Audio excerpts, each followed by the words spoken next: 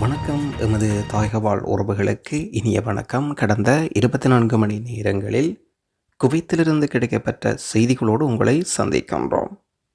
முதலாவதாக ஒரு விசேட அறிவித்தலொன்றோ மாபெரும் இரத்த தான முகாம் பற்றிய விசேட அறிவிப்பொன்றோ. குவைத் மண்டல மனிதநேய கலாச்சார பிரிவை சார்பாக 76வது இந்திய குடியரசு தினத்தை முன்னிட்டு 9வது ஆண்டு மாபெரும் இரத்த தான முகாம் யாஃப்ரியா மத்திய இரத்த வங்கியில் இடம்பெற இருக்கின்றது. வருகின்ற 24ஆம் தேதி வெள்ளிக்கிழமை மதியம் 1 மணி தொடக்கம் குருதிக்கொடை வழங்க நிகழ்ச்சிகள் இடம்பெற இருக்கின்றது. இந்த நிகழ்ச்சியில் அனைவரும் கலந்து கொண்டு உங்கள் குருதியை தானம் செய்யுமாறு கேட்டு நிற்கின்றோம். குடியரசு தினத்தை மனிதநேயத்துடன் போற்றுவோம். இரத்தம் வழங்குபவர்கள் தொலைபேசி மூலம் முன்பதிவு செய்து கொள்வது நல்லம். தொடர்பிலக்கம் 51 77 64 54. இன்னும் ஒரு தொடர்பிலக்கம் 97 96 18 99. அழைப்பை தந்திருக்கின்றவர்கள் மனிதநேய கலாச்சார பிரிவை குவைத் மண்டலம். அடுத்தபடியாக விமான சேவை பற்றிய ஒரு அறிவித்தல் ஒன்று. இன்றைய தினம் குவைத்திலிருந்து சென்னை புறப்பட வேண்டிய விமானத்தில் உடைமைகள் வராத காரணத்தினால் பயணிகள் நிற்கதே. குவைத்திலிருந்து சென்னை வந்த ஏர் இந்திய எக்ஸ்பிரஸ் விமானத்தில் உடைமைகள் வராத காரணத்தினால் 148 பயணிகள் சிக்கித் தவித்தனர். 332 பேரில் 12 பேரின் உடைமைகள் மட்டுமே வந்தன. எஞ்சியவர்களின் உடைமைகள் வராத காரணத்தினால் கடும் வாக்குவாதம் ஏற்பட்டிருந்தது. திருச்சி அல்லது சென்னை விமான நிலையத்தில் கடும் குளிர் மோசமான வானிலை காரணத்தில் விமானத்தின் எடையை குறைக்க உடைமைகள் குவைத்தினுடைய விமான நிலையத்தில் வைக்கப்பட்டுள்ளன. ஓரிரு நாட்களில் உடைமைகள் பயணிகளின் வீடுகளுக்கு சென்று கொடுக்கப்படும் என்று விமான நிறுவன அதிகாரி இதோடு பேச்சுவார்த்தைகளை மேற்கொள்கின்றார். தங்களில் சிலருக்கு மாற்று உடைகள் கூட இல்லை என்றும் பயணிகள் கவலை வெளியிடுகின்றனர். விமான நிலையத்திலிருந்து தங்கள் வீடுகளுக்கு உடைமைகள் இல்லாமல் பயணிகள் வெறுங்கையுடன் புறப்பட்டு சென்றனர். இந்த துயர சம்பவம் இன்றைய தினம் இடம்பெற்றிருக்கின்றது. குவைத்திலிருந்து சென்னை புறப்பட்ட விமானத்திலேயே இந்த மோசமான துயர சம்பவம் இடம்பெற்றிருக்கின்றது. குறிப்பாக 12 பேரின் உடைமைகள் மட்டுமே ஏற்றி வந்திருக்கின்றது இந்த விமானம். இந்த விமானத்தில் 332 பேர் பயணம் செய்த விடயமும் குறிப்பிடத்தக்கது. குவைத்தின் பல பகுதிகளில் அதிகாலை தொடக்கம் மழை ஆரம்பிக்கப்பட்டிருக்கின்றது. பல்வேறு இடங்களில் மழை தற்பொழுதும் பெய்து வருகின்றது. மழை பெய்யும் என்று வானிலை ஆய்வாளர்கள் ஏற்கனவே விசேட அறிவிப்பு ஒன்றை அதிகாரப்பூர்வ பக்கத்தில் அறிவிப்பாக வெளியிட்டிருந்த விடயமும் குறிப்பிடத்தக்கது. உங்கள் பகுதிகளில் மழை பொழிவுகள் இருக்கின்றதா இல்லையா என்பதை கொமெண்டில் தெரியப்படுத்துங்கள். அதற்குரிய முன்னெச்சரிக்கை நடவடிக்கைகளையும் மேற்கொள்ளுங்கள். நேற்றைய தினம் பயோமெட்ரிக் கையடையாளங்கள் தொடர்பான விசேட தொகுப்பொன்றை தந்திருந்தோம். இன்றும் அது தொடர்பாக கிடைக்கப்பெற்ற விளக்கங்களை பார்ப்போம். குவைத்தில் கைரேகை பதிவுகள் முடிக்காதவர்கள் இருந்தால் கொமெண்டில் தெரியப்படுத்துங்கள். பதிவு முடிக்காதவர்களுடைய சில நடைமுறைகளை குவைத் அரசாங்கமானது நிறுத்தி வைக்கின்றார்கள். உதாரணத்துக்கு உங்களுடைய வங்கிகள் போன்ற பிற தகவல்களை நிறுத்தி வைக்கின்றார்கள். தொடர்பான வீடியோ பதிவை நேற்று தந்திருந்தோம். பார்க்க தவறியவர்கள் டிஸ்கிரிப்ஷனில் லிங்க் தருகின்றேன், சென்று பார்வையிட்டுக் கொள்ளுங்கள். ஆகவே குவைத்தில் கைரேகை பதிவு நடைமுறை முடிக்காத வெளிநாட்டவர்களுக்கு பயணத்தடை உட்பட நடவடிக்கை மிக விரைவில் வரும் என்று அறிவிக்கின்றார்கள். ஆனால் ஏற்கனவே நடைமுறைக்கு வந்துவிட்டது. ஒரு சில நண்பர்களுடைய பேங்குகள் முடக்கப்பட்டிருக்கின்றது கைரேகை பதிவுகள் கொடுக்காதவர்கள்.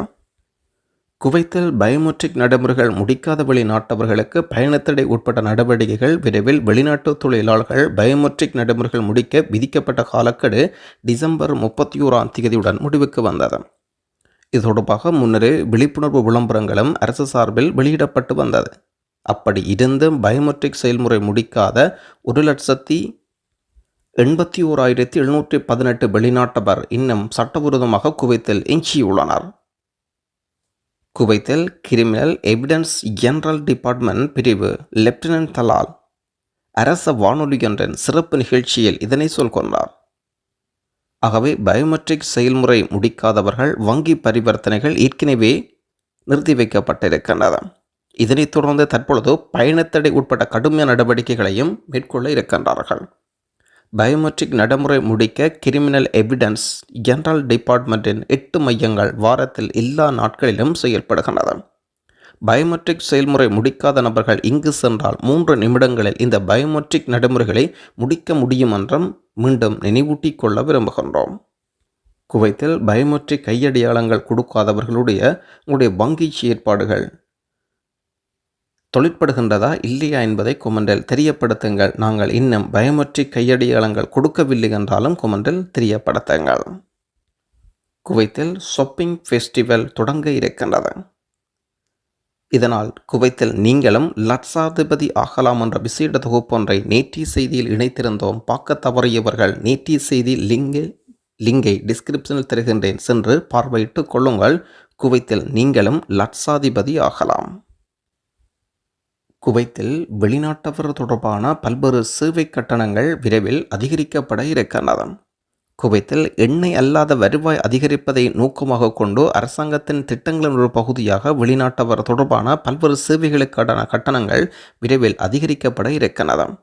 குடியிருப்பு அனுமதி, வருவையாளர் விசா, சுகாதார சேவைகள் போன்ற அரசு சேவைகளுக்கு தற்போதைய கட்டண விகிதங்கள் திருத்தி நிதியமைச்சகம் தயாராகி இருக்கின்றது. இதவிர வெளிநாட்டவர் அனுப்பும் பணத்துக்கு வரி விதிப்பு உட்பட்ட அரசு சாரா சேவைகளுக்கும் புதிய வரி விதிக்கும் திட்டம் உள்ளது. குவைத்தில் செயல்படும் பன்னாட்டு நிறுவனங்களுக்கு வருமானத்தில் 15% வரி விதிக்கும் முடிவு இம்மாதம் 1ஆம் தேதி தொடக்கம் அமலுக்கு வந்திருக்கின்றது. இதன் மூலம் அரசுக்கு ஆண்டுக்கு 2.5 கோடி தினார் வருவாய் கிடைக்கும்.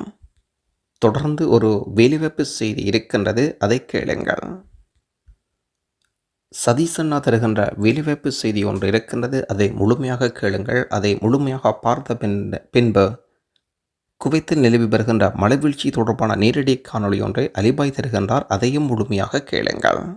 உறவுகளே, நண்பர்களே, சகோதரர்களே, 14/8/2025 குவைத் நாட்டில் ஆங்காங்கே பரவலாக அதிகமான மழை பெய்து கொண்டு இருக்கிறது. வாகன ஓட்டிகள் கவனமாக உங்கள் வாகனத்தை மெதுவாக செலுத்துமாறு தாழ்மையுடன் கேட்டுக்கொள்கிறேன். என்றும் மக்கள் நல பணியில் அலிபாய். நன்றி.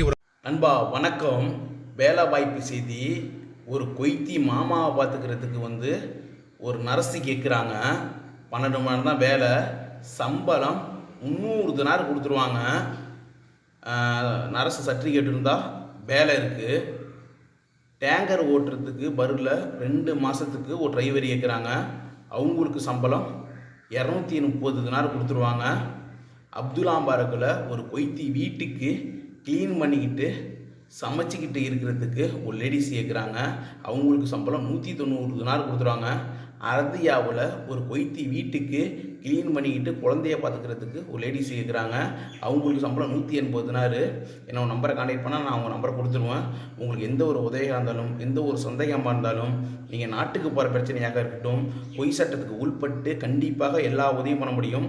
வெளியில் பெண்கள் ஆண்கள் வேலை இல்லாமல் இருக்காங்க. வேலை இருந்தால் என் நம்பரை கான்டாக்ட் பண்ணுங்கள்.